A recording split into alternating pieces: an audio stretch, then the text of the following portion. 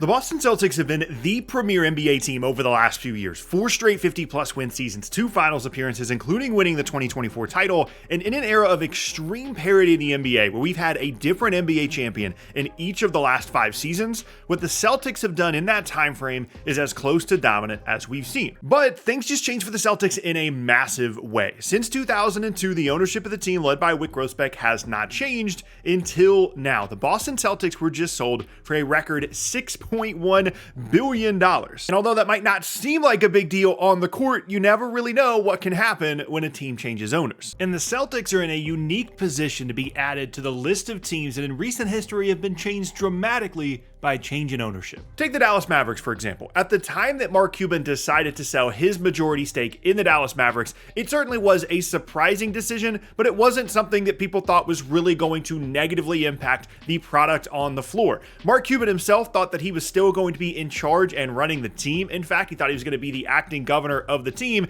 an agreement that clearly didn't actually happen. Cuban has a reputation as one of the most involved owners in all of professional sports and day-to-day basketball operations, and once he sold the team, all of that changed. The new owners of the team didn't even really want to run the team that much. They wanted to put a governor in place. They wanted Nico Harrison to just run the entire organization, and that's how you end up with Luka Doncic on a different team. I can guarantee you that if Mark Cuban never sold the Dallas Mavericks, Luka Doncic would still be on the Dallas Mavericks. The way I can guarantee that to you is because Mark Cuban has said it publicly. He would not have traded Luka Doncic away in a million years. And think about the reaction that Mavs fans would have had to him selling the team in the first place if they knew how things were going to go afterwards. Another example would be a team like the Phoenix Suns. They went from Robert Sarver to Matt Ishbia, and at the time, everybody thought it was going to be a great thing for the franchise. Sarver was a terrible owner, lots of negative stuff going on there. He didn't want to spend money on the team, and his team building approach was much more conservative. Ishbia comes in, he's going to spend more money, he's going to be more aggressive.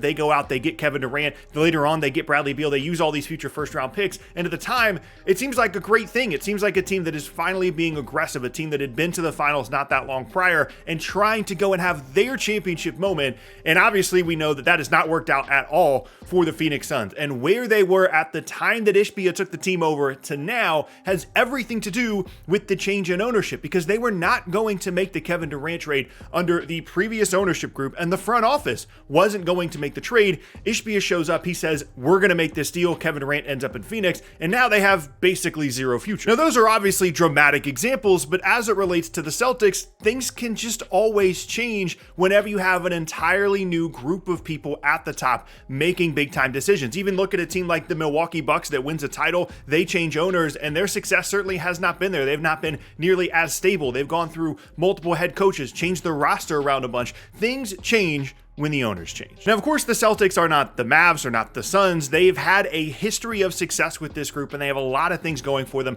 that have made them successful that can still happen even with new ownership in place. But before we talk about that, I want to talk about the sponsor of today's video, PrizePicks. Right now on PrizePicks, there's a couple of things going for you. You can use my code SPORTING. The link is in the description to get an instant $50 when you place your first $5 lineup. They've got a free square for the March tournament with Cooper Flagg, where if he scores a single point, that is a free square on your selection. And they're going to be doing all kinds of other promotions throughout the entire month of March. And as we all know, this is a great time to get involved with PrizePicks with so much great basketball going on, not only during March, but also coming up with the NBA playoffs as well. If you've never done PrizePicks before, you just go on, you look through their selections, and you pick more or less for each of these numbers. If you feel like you have a decent idea of what may or may not happen, maybe you really like the matchup for a particular player, or you don't like the matchup for them, you can pick more or less for each of these players, including that Cooper Flagg free square, and using that link in the description, using code SPORTING to get that instant $50 when you place your first $5 lineup. And if you are correct, you win some cash. And my favorite thing to do with PrizePicks as well is just to continue to keep an eye on all these different promotions. It's not just the free squares. They've got stuff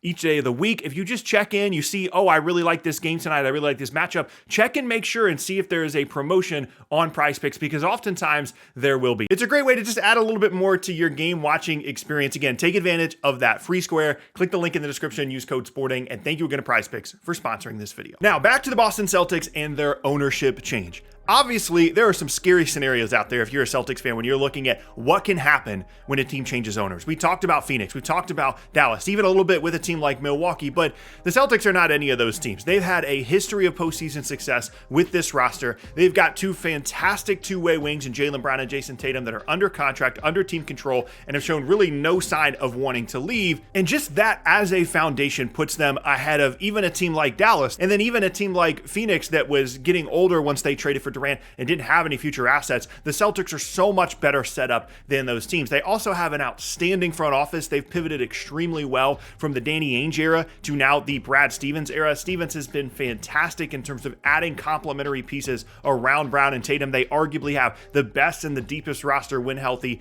in the entire league. Even going back to when he added someone like Derek White, they added Drew Holiday after they picked up the pieces of the Damian Lillard trade when he went from Portland to Milwaukee. They traded away Marcus Smart in what was a very difficult decision for them, ended up bringing in Kristaps Porzingis. But the thing that all three of those guys have in common, and the last part of really what has made the Celtics successful over the last couple of seasons, is their willingness to spend, because every single one of those players, after they got traded to Boston, ended up getting a contract extension. This has been an important thing of this ownership group for Boston that might not be the case anymore with the new group. They have been willing to spend not just within the salary cap structure, not just in terms of having a giant payroll, but also well above and beyond the luxury tax in a way that literally no other team, no other ownership group in the league has been willing to do over the last couple of seasons. And the new owners can say whatever they want to now that they bought the team about the fact that they're going to continue that and that they want to invest money and spend money, but it's different when you're the one writing the checks and you're the one in charge. Now, of course, what I'm talking about here is the luxury tax. If you're unfamiliar with how this works in the NBA, there is a salary cap structure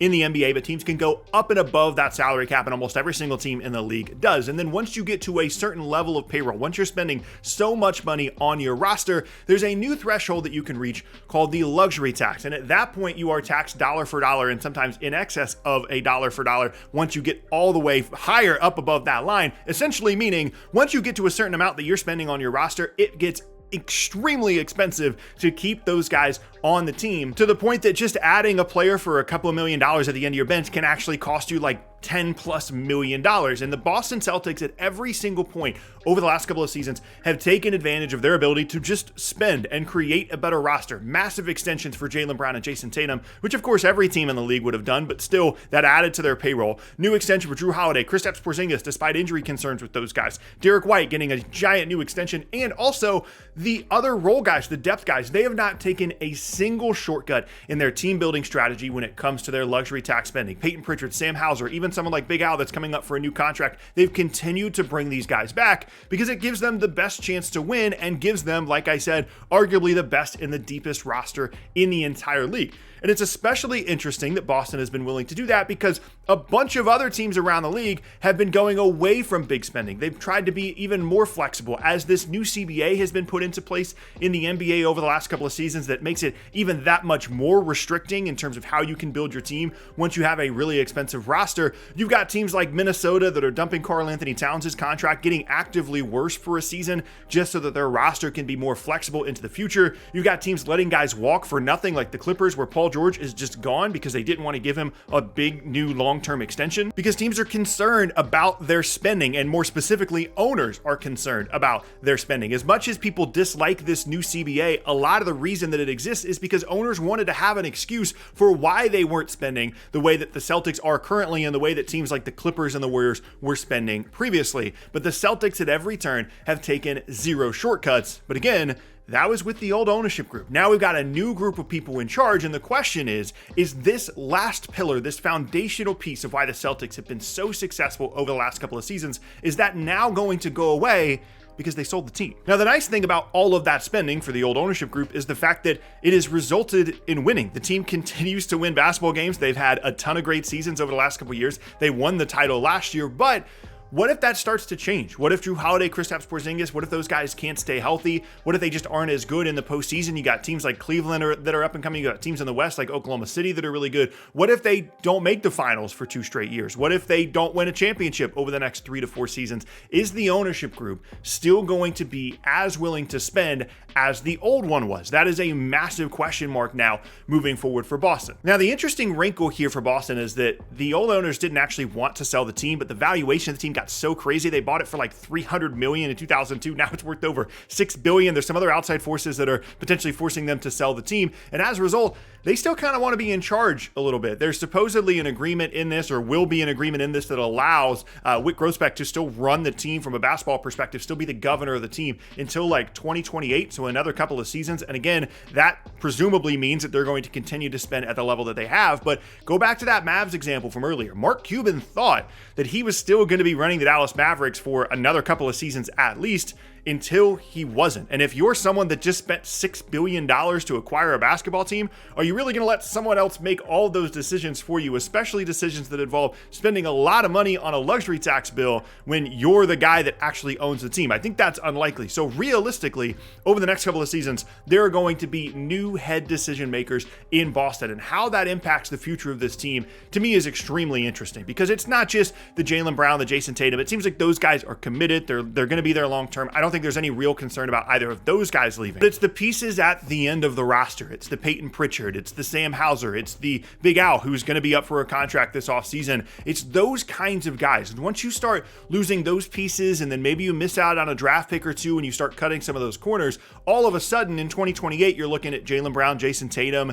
maybe Derek White still on the team, and not a whole lot else. And the strength of this Celtics team obviously is their stars. It's their two-way stars at the top of the roster, but it's their depth. It's the best starting lineup in the entire league. It's still having guys like Peyton Pritchard, Sam Hauser, Big Al off the bench. Once you start taking those things away, a lot of what makes this Celtics team special also starts to go away. Now, reportedly, the guy that bought the team is a massive Celtics fan and is saying all the right things about the fact that he's going to spend a bunch on the team and he's not going to cut back on spending, and he wants them to be as competitive as possible. Obviously, you're buying something for $6 million. You've got some cash to spend on the payroll of the team, but it's easy to say all those things right now. When you just saw this team win a title, when you've seen them be super competitive over the last couple of seasons, it's easy to say, yeah, of course we're going to spend. I don't care about a luxury tax bill at the end of the roster to keep someone like Peyton Pritchard or Sam Hauser. It's easy to say that now. But what happens when they win one playoff series because they've had a bunch of injuries? What happens when maybe Jaylen Brown gets a little bit squirrely about, I'm not really sure I want to be the number 2 guy to Jason Tatum anymore? What happens when you actually have to make real decisions about the payroll of your roster? Maybe you start thinking, oh, Brad Stevens, he'll figure it out. He'll be able to get some guys later on in the first round that are going to be competitive for us and be nice depth pieces. We don't need to keep Peyton Pritchard. We don't need to keep Sam Hauser.